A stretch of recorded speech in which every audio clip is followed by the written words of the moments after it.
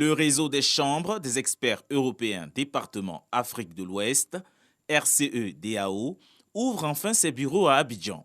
S'implanter en Côte d'Ivoire est une opportunité pour cette organisation humanitaire de réussir sa mission dans cette capitale sous-régionale, celle de construire 30 écoles et 20 centres de santé d'ici 2022.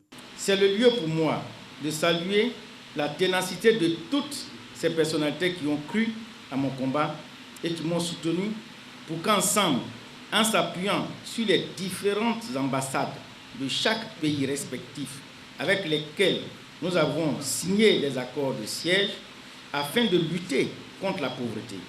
Un accord de siège a été conclu le 19 septembre 2011 entre l'État de Côte d'Ivoire et le réseau des chambres des experts européens, RCE-DAO.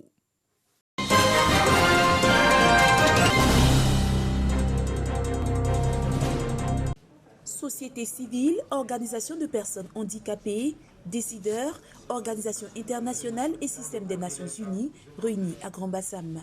Objectif, contribuer à améliorer l'accès des personnes handicapées à l'emploi et à la formation professionnelle en Afrique de l'Ouest. Conformément à l'article 27 de la Convention, les personnes handicapées aussi ont droit à un emploi décent et que des aménagements doivent être apportés dans les établissements publics pour que les personnes handicapées aient accès à leur emploi et qu'ils puissent exercer avec la plus grande dignité cet emploi.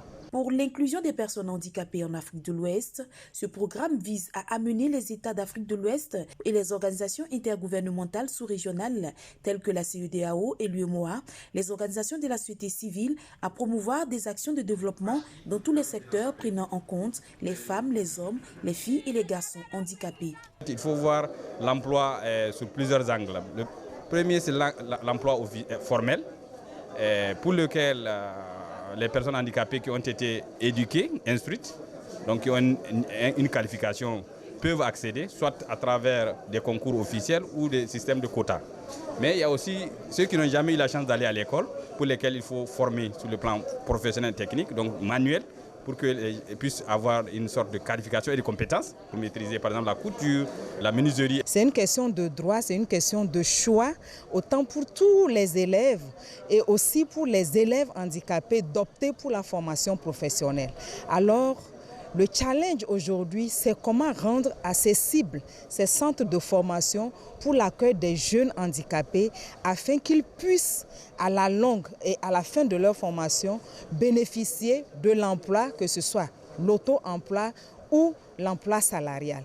Selon le rapport de l'OMS et de la Banque mondiale en 2011, plus d'1 milliard de personnes vivent dans le monde avec un handicap. Au moins 10% d'entre elles sont des enfants et 80% vivent dans des pays en développement.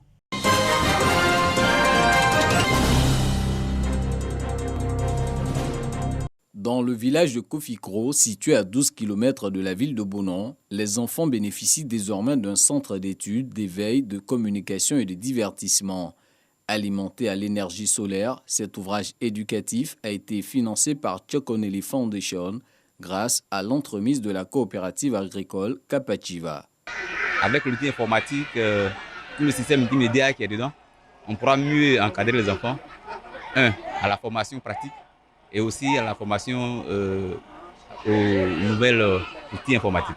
En offrant ce centre, vous appréhendez ainsi l'enfant dans sa dimension binaire, c'est-à-dire l'enfant à la fois corps et esprit, qui a besoin d'être nourri, éduqué, soigné, choyé, afin qu'il devienne aussi un homme demain pour nous remplacer. Le centre d'études, d'éveil, de communication et de divertissement du village de Kofikro a été inauguré à la faveur de la célébration de la Journée mondiale de lutte contre le travail des enfants, célébrée chaque 12 juin. Avec vous, nous savons que notre place est à l'école et non dans les champs de cacao.